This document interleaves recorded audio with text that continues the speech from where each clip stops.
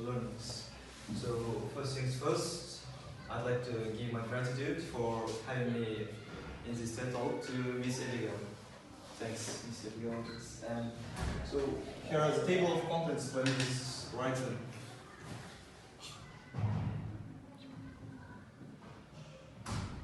So first one is gaming, of course. Must enjoy what came to mind, and communication. As well as flashcards. And at last, have the video. So let's just talk about gaming.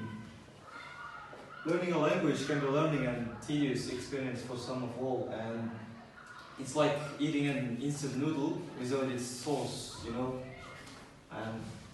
But here are the activities that make your English learning fun and, let's say, even more addicting. So first and foremost, let's just talk about gaming. Sure, gaming is fun, but have you tried playing it in English? This way you get used to the language, and there are many online games which can improve your English vocabulary through internet. And secondly, we have another fun activity is, what is it again? Through the internet is through communication. Communication is just, let's say, relies on your vocabulary skills as well. And there are many English-speaking communities that allow you to strengthen and enhance your vocabulary.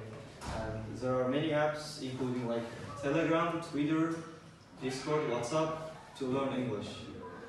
And then we have flashcards. Let me write the names. And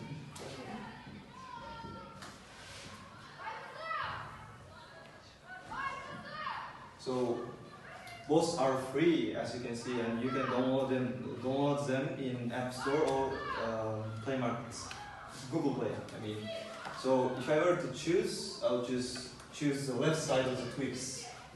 So Quizlet is free, and it offers you pre-existing flashcards, and you can as well create one. For example, if you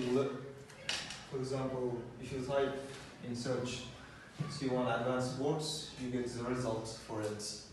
And then we have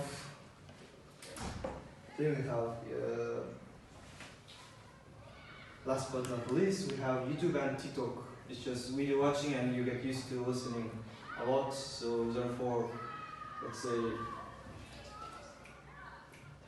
you get used to just listening to English, and then you may as well start practicing English as well. So let me just write IELTS sections here. So the first one is reading.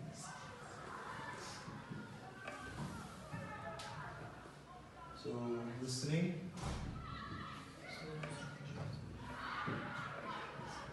Writing. And speaking.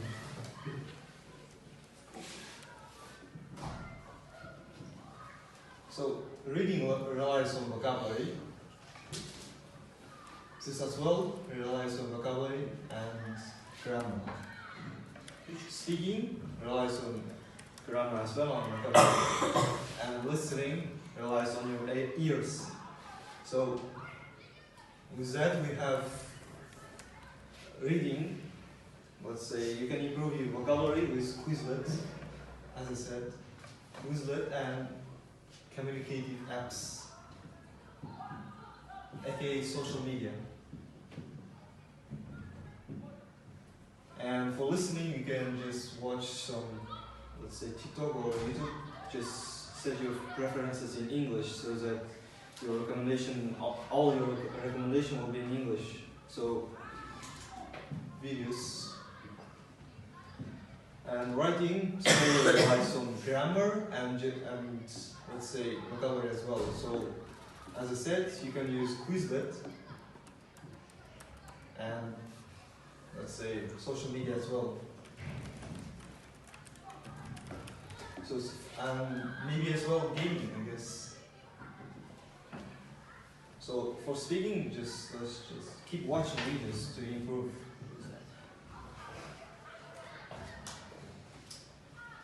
Let's see. So the science behind it is that you find a word, something like I don't know, currency. So you may not know the meaning of it. You may just encounter from video games.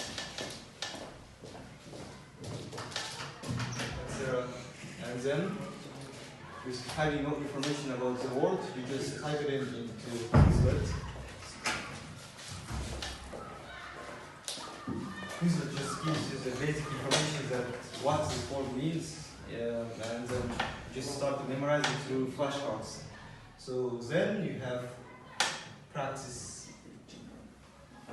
So practice, you have just use it in everyday situations, or let's say social media. Or gaming, etc. So then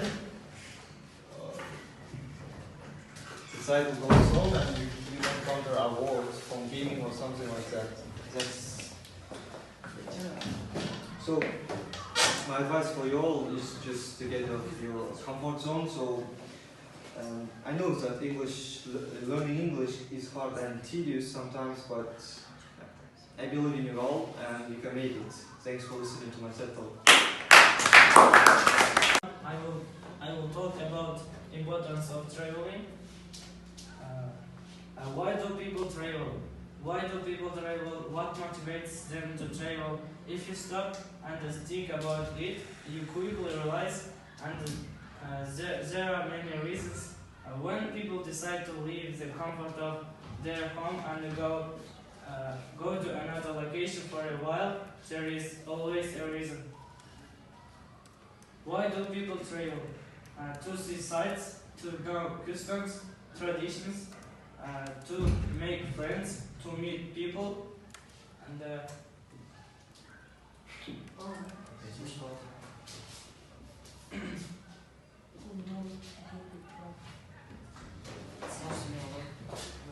what is the problem? Can you fix the problem? Why do people travel? To learn a language, to know the history and culture, to discover new place. The benefits of travel sharpens the mind, gives you the chance to try new things, allows you to meet new people, lets you exercise other cultures, give you exercise, allows you to come home renewed. Introduction. These days, most people feel comfortable with the concept of time travel, and many people would like to go back in time and change some aspects of their lives, willing to improve their lifestyle. The world is a light book, as those who don't travel, they read only one page. The world is getting smaller and smaller. We have more and more opportunities to travel or study abroad. Traveling helps us learn a lot about local customs and broaden our views. Besides, it is relaxing, and we can get rid of our anxiety and stress. Motivations of tourists. Motivation for travel and tourism can be categorized as physical motivations, cultural motivations, personal motivation, prestige and status motivations. Physical motivations, this type of motivation are concerned with the individual physical health and well-being, involves physical relaxation and rest, sporting activities, medical care or treatment, and specific remedial health management. Cultural tourism is motivated by tourists' interest in historical, artistic, scientific, or heritage offering by community, region, group of institutions. Personal motivation. Tourists travel to secure respect among their friends or in family and the recognition of education and knowledge or for pursuit of hobbies. Prestige and status motivations. Tourists travel to secure respect among their friends or in family and the recognition of education and knowledge or for pursuit of hobbies. Conclusion. Modern life is impossible without traveling. Most people travel every day, either on business or for pleasure. They can travel by car, by train, by plane, or on foot. Traveling is a nice hobby and a great thing. If I want to know more about the world and if you are studying a foreign language, also traveling is a wonderful way to spend time with your family, or life will be boring without traveling. Thanks for attention. Goodbye. Before reading this book, this book changed my reading in my life. Before reading this book, I read 2-3 books in 3 months. When I was younger, this time for me wasn't seems very much. But while this time somebody read 10 books. I know a girl and she reads 4 books in a month, and 4 books were different from each other. In 2022, I asked myself how can I improve my reading and how can I read books correctly.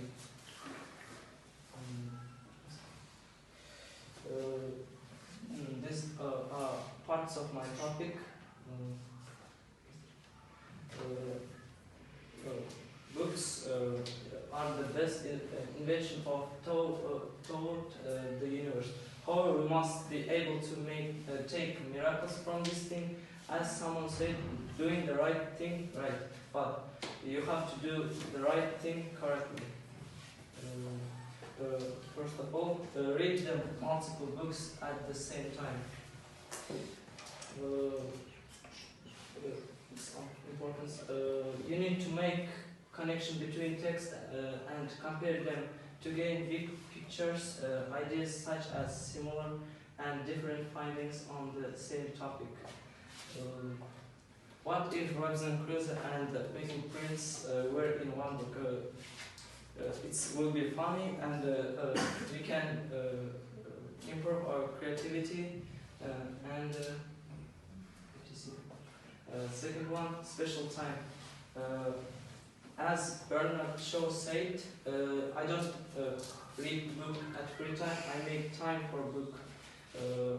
We need to make time for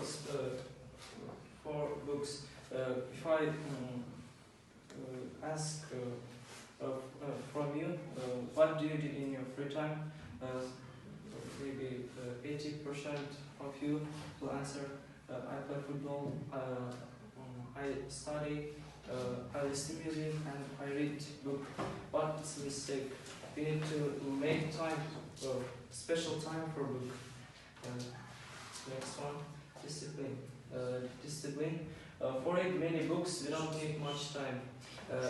If we every day read books, we don't believe how we finish book. Though it's a little time, though it's a few pages, we need to read every day constantly. Our eyes just a camera. What does it mean? It means when I was younger, my teacher said, please read loudly, but my and my classmates top speed was 160 words. And our mouse just can read about it, what that words. But I don't know. I guess that was my teacher's mistake. Why? Because it forms habits, and so closing our mouse, we must read books with our mind. Excellent method. I think all of you know this method. All of you know this method. Everybody has own energy, and everybody can sit properly. For example, I can sit 25 minutes, and after that time interval, I take rest for 5 minutes. Like that, everybody can sit and read book. It's not bad if you can sit 4 or 5 minutes. After practicing, you can improve your sitting. Next one, kinesthetic sense. What does it mean? It means ability to sense the position and movement of our limbs and trunks. When we are reading, we don't need only read. We need to take notes. We need to chat with after question, and we need to take rest. Chat with after. What does it mean? It means if you have a critical question about context, you need to ask yourself, and answering for this question, you understand the context.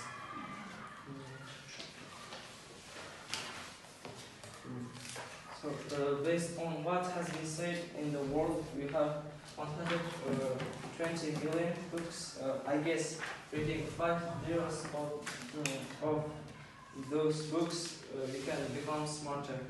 All these were my experience in reading. I think it was helpful. Thank you for attention. And I'm gonna talk about how to be a good leader.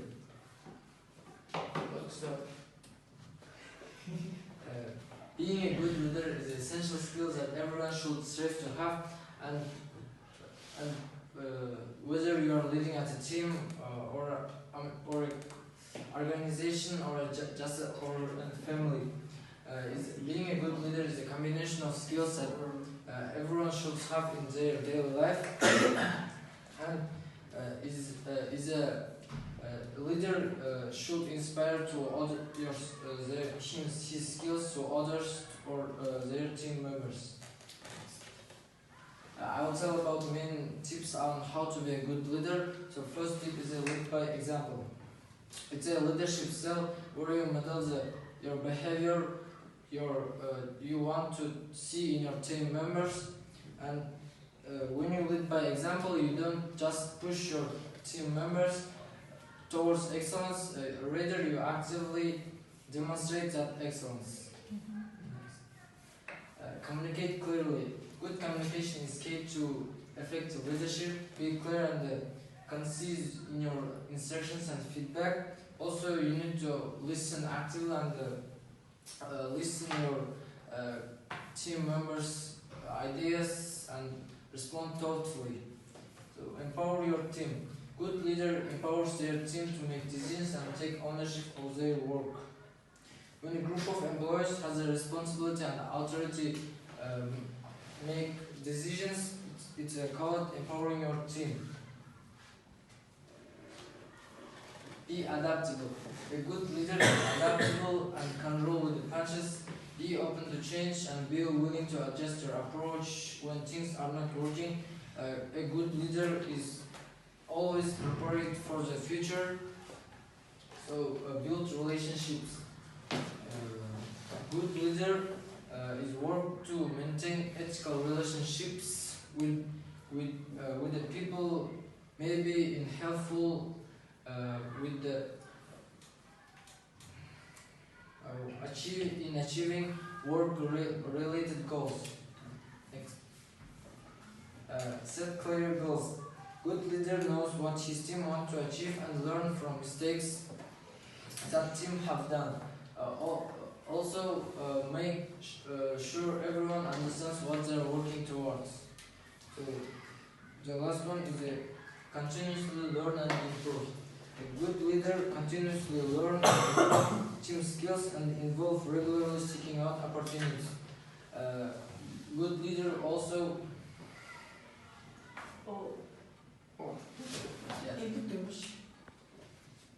Yeah.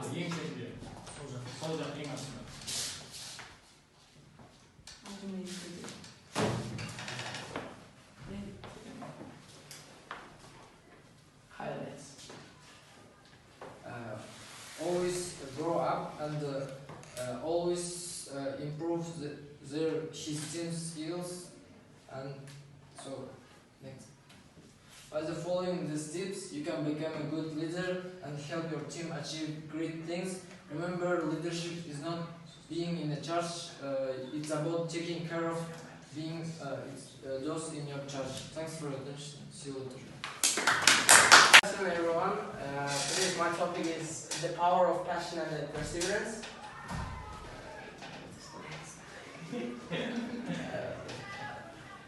Passion is defined as a strong emotion or enthusiasm for something, while perseverance is the ability to persist in pursuing something despite obstacles or challenges.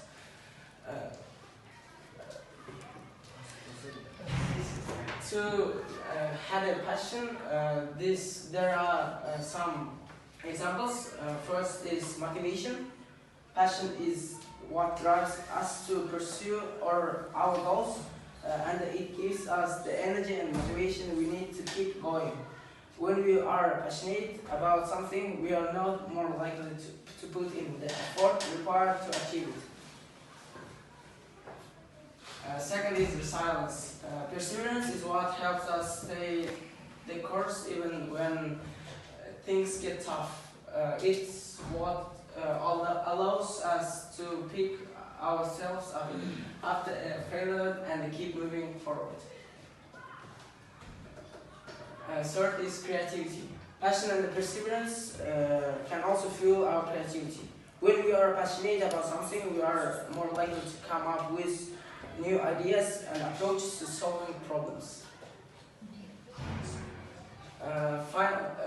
Is satisfaction. Finally, passion and perseverance can bring us a sense of satisfaction. When we work hard to achieve something we are passionate about and we persevere through challenges, we feel a sense of accomplishment that can be incredibly rewarding.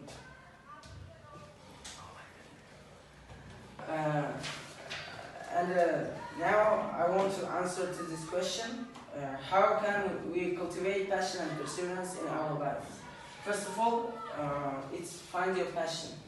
Take the time to explore your interests and hobbies and try new things. When you find something that you are truly passionate about, it will be easier to stay motivated and committed. Second is set goals. Setting clear goals and milestones can help you stay focused and motivated. Break your goals down into smaller, achievable steps and celebrate each success along the way. Third is stay positive.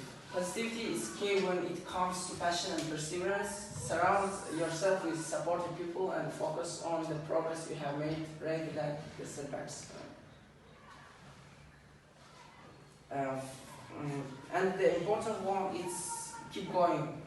Remember that setbacks are a natural part of any journey and that perseverance is what will ultimately help you achieve your goals. Keep pushing yourself even when things get tough. And conclusion. The power of passion and perseverance cannot be underestimated. When we are passionate about something and persevere through challenges, we can achieve incredible things.